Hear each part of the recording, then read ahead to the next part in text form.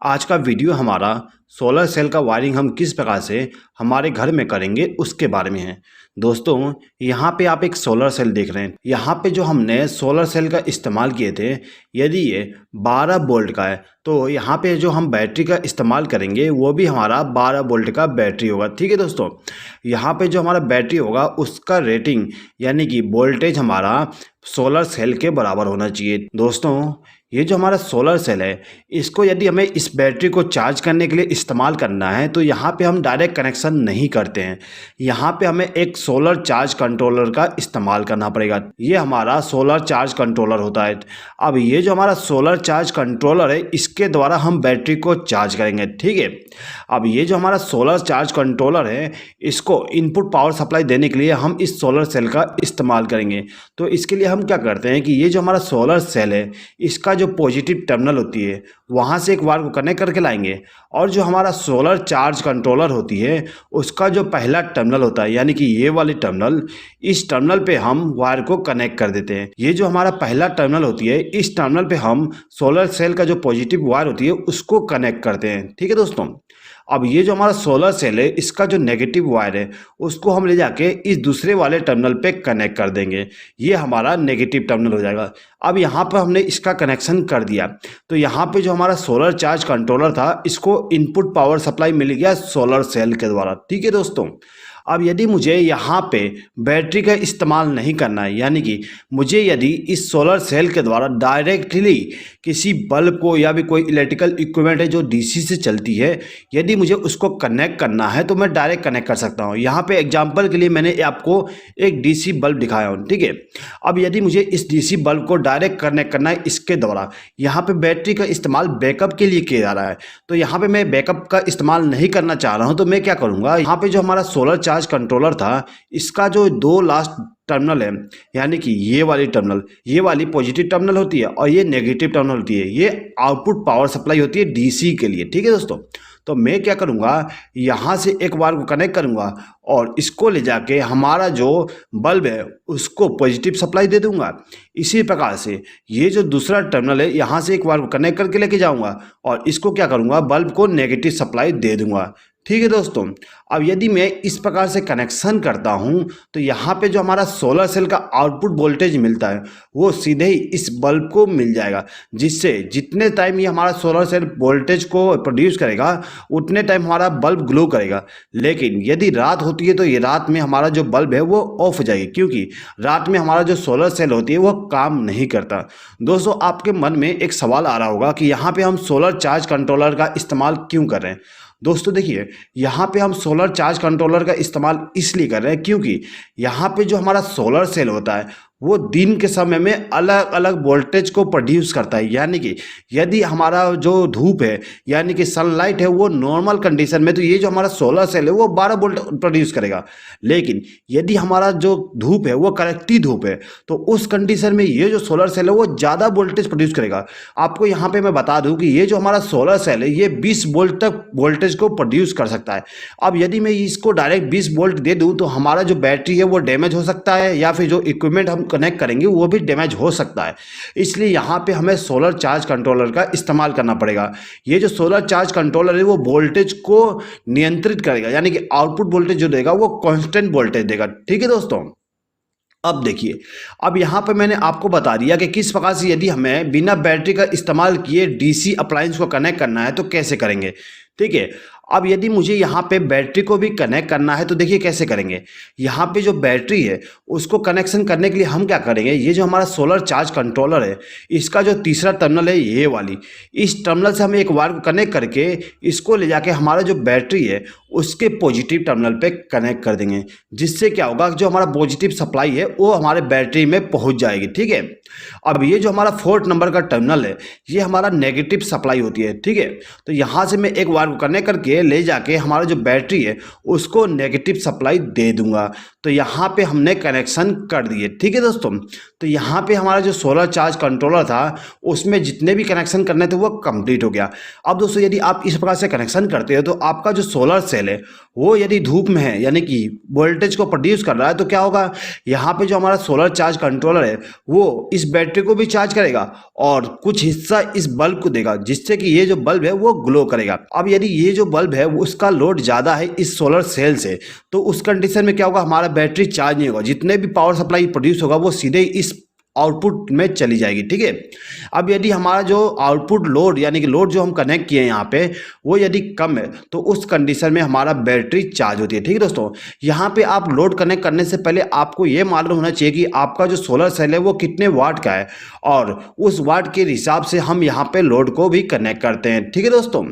अब दोस्तों देखिए, हमारे घर में डीसी अप्लायंस बहुत ही कम इस्तेमाल करते हैं। हमारे घरों में सबसे ज़्यादा तो एसी अप्लायंस होती है यानी कि एसी लोड होता है। ठीक है दोस्तों, तो यहाँ पे मैंने एग्जांपल के लिए एक पंखा और 2 एलईडी बल्ब ले लिया हूँ। ठीक है दोस्तों देखिए, ये जो हमारा पंखा और 2 एलईडी बल्ब है इसको चालू और बंद करने के लिए यहाँ पे मैं एक स्विच बोर्ड का इस्तेमाल करूँगा।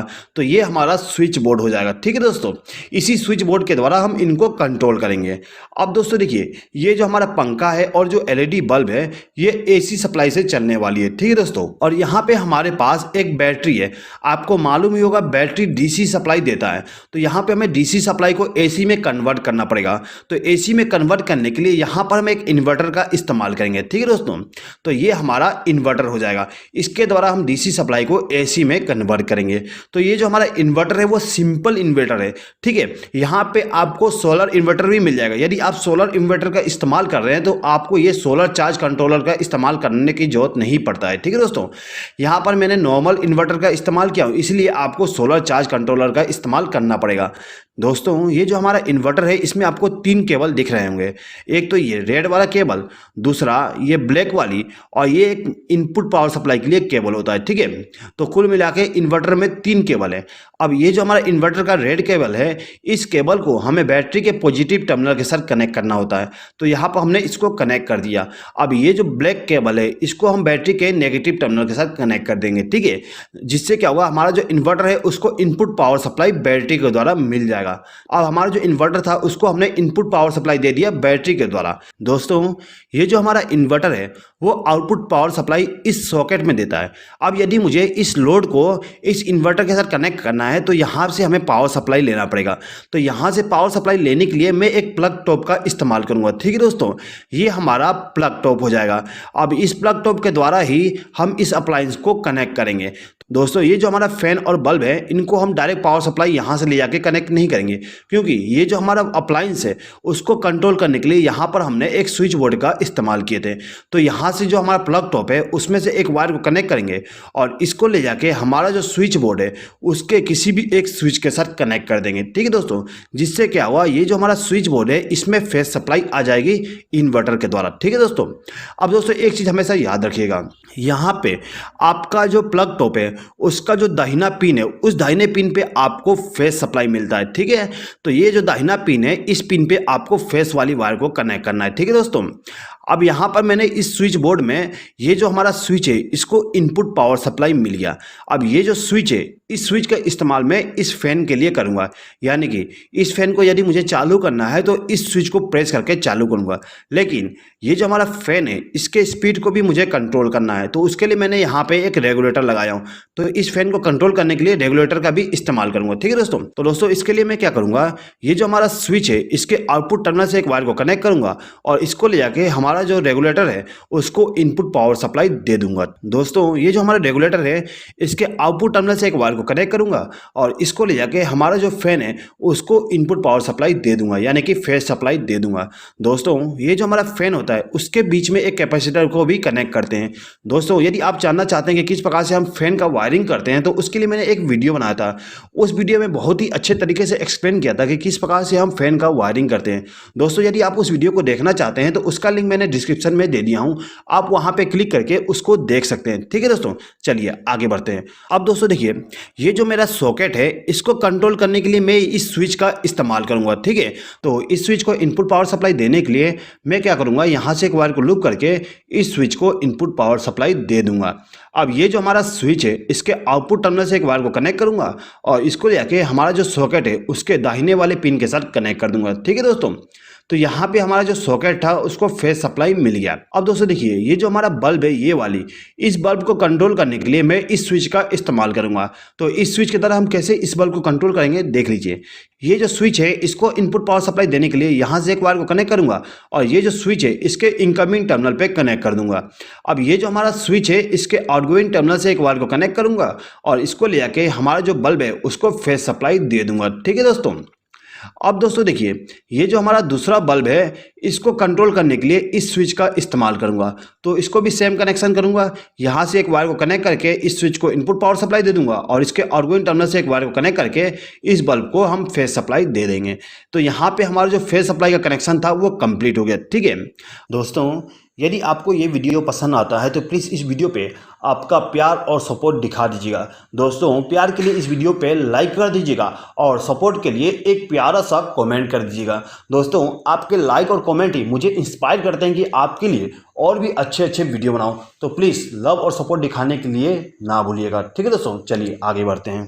अब हमें क्या करना है, न्यूट्रल सप्लाई का कनेक्शन करना है।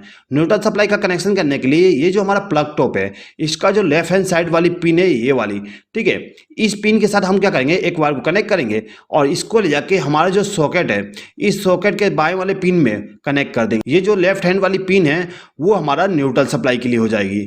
अब यहाँ पे हमारा जो लोड था उनको भी न्यूट्रल सप्लाई देना है, तो इनको न्यूट्रल सप्लाई देने के लिए मैं यहाँ से एक वायर को लूप करूँगा और इसको ले जाके हमारा जो फैन है उसको न्यूट्रल सप्लाई दे दूंगा। ठीक है दोस्तों, अब यहाँ पे जो हमारा बल्ब है उनको भी न्यूट्रल सप्लाई देना है, तो उसके लिए यहाँ से एक वायर को लूप करूंगा और इन दोनों बल्ब को न्यूट्रल सप्लाई दे दूंगा।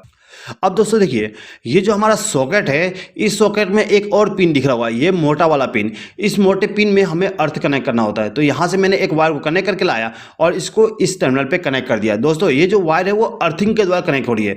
अर्थिंग हम क्या करते हैं, बिजली के खंभे से लेके आते हैं या फिर हमारे घर में एक रोड को जमीन के अंदर गाड़ के अर्थ को कनेक्ट करते हैं। दोस्तों, यदि आप अर्थिंग के बारे में जानना चाहते हैं तो उसके लिए मैंने एक वीडियो बनाया, उस वीडियो का लिंक मैं डिस्क्रिप्शन में दे दूंगा, आप वहाँ पर क्लिक करके देख सकते हैं, यानी कि जानकारी ले सकते हैं। ठीक है दोस्तों, चलिए आगे बढ़ते हैं। अब दोस्तों देखिए, ये जो हमने यहाँ पे इन्वर्टर का इस्तेमाल किए थे, इस इन्वर्टर में एक और एडिशनल बेनिफिट है। क्या एडिशनल बेनिफिट है दोस्तों, देख लीजिए। ये जो इन्वर्टर है इस इन्वर्टर को हम एसी पावर सप्लाई के द्वारा भी चार्ज कर सकते हैं, यानी कि एसी पावर सप्लाई देने पे यहाँ पे आउटपुट पावर सप्लाई मिलेगा इस बैटरी को चार्ज करने के लिए। ठीक है, तो कैसे इसको चार्ज करेंगे उसको बारे में भी समझ लिए। यहाँ पे हमें इन्वर्टर को एसी पावर सप्लाई से चार्ज करने की जरूरत क्यों है दोस्तों, समझ लीजिए। दोस्तों, ये जो हमारा सोलर सेल है वो केवल धूप में काम करता है, यानी कि इस सोलर सेल पे यदि रोशनी पड़ती है तो ये क्या करेगा, वोल्टेज को प्रोड्यूस करेगा, जिससे हमारा जो बैटरी है जो है वो चार्ज होगा। अब यदि हमारा जो सीजन है वो बरसात का या फिर ठंड का मौसम है, तो उस बरसात के मौसम में या फिर ठंड के मौसम में क्या होता है, धूप बहुत कम निकलता है, जिससे कारण से हमारा जो बैटरी है वो अच्छे से चार्ज नहीं हो पाता। उस कंडीशन में हमें इस बैटरी को चार्ज करने के लिए एसी पावर सप्लाई की जरूरत पड़ेगा। ठीक है, तो यहाँ पे मैं आपको बता देता हूँ कि कैसे चार्ज करोगे। ठीक है दोस्तों, तो दोस्तों ये जो हमारा इन्वर्टर है इसको एसी पावर सप्लाई द्वारा चार्ज करने के लिए यहाँ पर हम एक सॉकेट का इस्तेमाल करेंगे। ठीक है दोस्तों, ये जो सॉकेट है इस सॉकेट को इनपुट पावर सप्लाई देने के लिए यहाँ पे मैं एक एमसीबी का इस्तेमाल करूँगा। अब ये जो हमारा एमसीबी है इस एमसीबी में जो इनपुट पावर सप्लाई होगा वो मेन पावर सप्लाई होगा, यानी कि जो बिजली के खंभे से पावर सप्लाई आती है उसको हम देंगे। ये जो हमारा एमसीबी था उसके एक टर्मिनल पर मैंने फेज सप्लाई कनेक्ट कर दिया और दूसरे टर्मिनल पर न्यूट्रल सप्लाई कनेक्ट कर दिया। अब ये जो हमारा एमसीबी है इसके आउटगोइंग टर्मिनल से मैं क्या करूंगा, न्यूट्रल सप्लाई को कनेक्ट करूंगा और इसको ले जाके हमारा जो सॉकेट है उसको न्यूट्रल सप्लाई दे दूंगा। ठीक है, अब यहाँ पे जो हमारा फेज वाली टर्मिनल है उसमें से एक वायर को कनेक्ट करूंगा और इसको ले जाके ये जो हमारा स्विच है इसको इनपुट पावर सप्लाई दे दूंगा।